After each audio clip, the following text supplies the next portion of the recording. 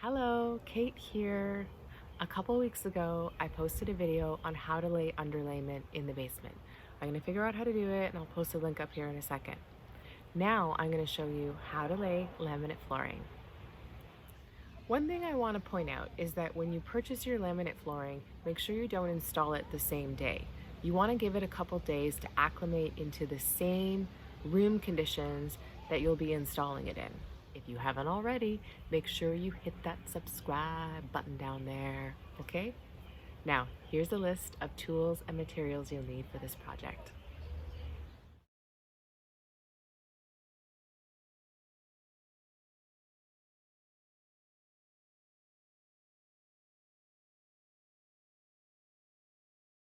I'm about to start installing the laminate flooring over top of the underlayment that I've completed installation of.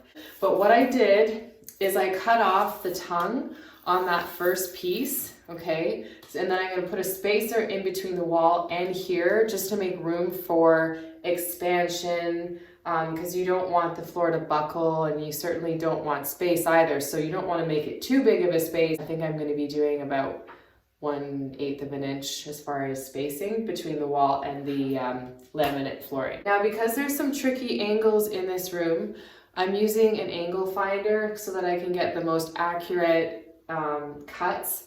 Do you have to check everything out right now? Because I got some work to do. Seriously. So I'm using the side, okay, that I cut the tongue off of. I'm going to slide it up against the wall here,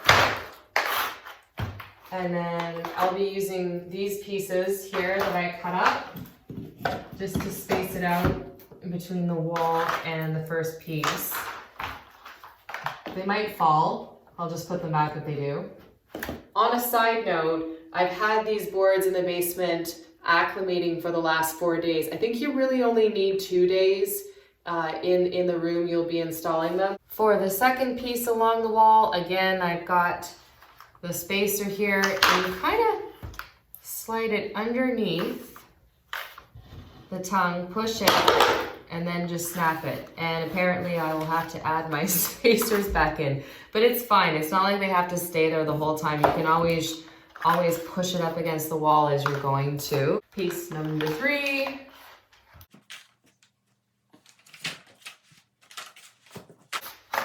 Just measuring that last piece here. Now I'm gonna grab my second piece, which I pre-cut because I like to be efficient. And then you literally just slide the tongue underneath the other piece, and then you click it down and lock it into place, but you wanna make sure that it's where it needs to be when it comes to the positioning near the wall. I didn't even have to push that hard, but you can do that and kind of lock it in.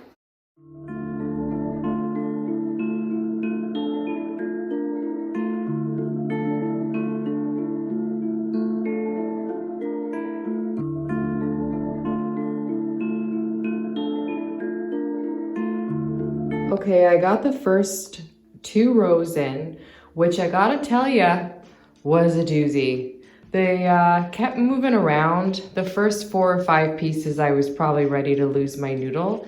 But then I just took a little break and I ate something, and I realized that if I put weight on them as I keep going, they're not gonna move around. So that's what I did. I stacked all the new pieces of laminate that I had yet to be used on the pieces of laminate that I had just put together, and it did help quite a bit.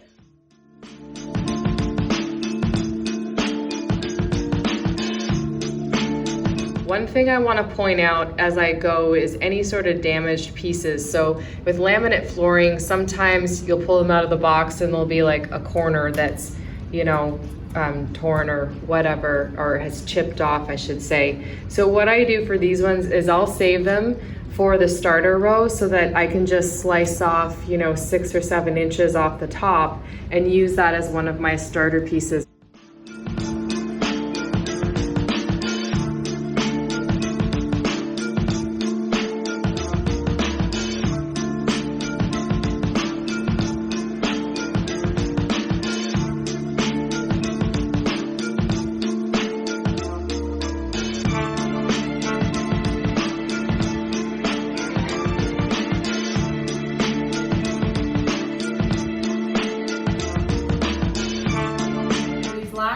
pieces, I find it easier to kind of slide it up against the wall on a little bit of an angle and kind of lock it into place, and then pull the piece up slightly next to it, and you can kind of slide it into place. But what I'm gonna do is get one of those pull bars, and I'll show you how to use it when I get it, but I don't have it right now, and I'll knock these last few pieces into place just to make sure they're really secure.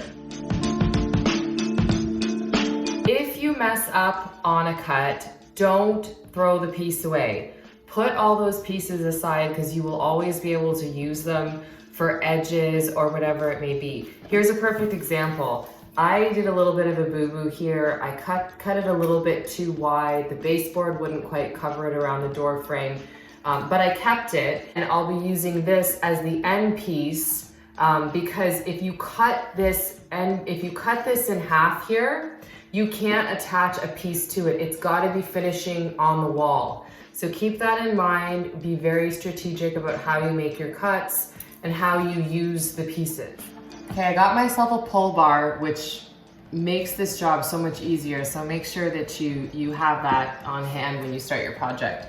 So all you do is you place one end of it between the wall and the last piece of wood. And you can see here I've got a little bit of spacing here. There's no way I could get the mallet in there and bang against that piece of wood. So all I'm gonna do is hold it down and tap it.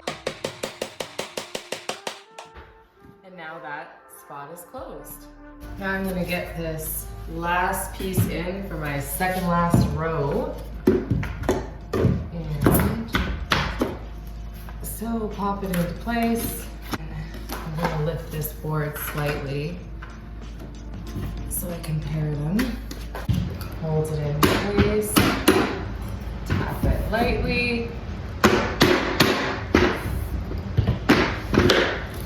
There you go. I'm about to put in this last row, and because my wall is uneven, I had to do something a little bit unconventional and cut in a little bit on this end. Because this wall for some reason is not straight, so I wanted to be able to put the baseboard on it and not see any, open spaces. So I'm gonna slide that last piece in. That's a good fit. So I'll pound that in after. I just make sure it's nice and tight now. Once I put the baseboards in, it's gonna all flatten out. This is the last piece for this room, so I'm gonna just connect it on the side, put it into place. I have that other side slightly lifted. Now I can only really get this into place by using this pull bar. So get that in there. Make sure these are lined up. And then start tapping it into place. I'm actually going to need to do it on this end as well.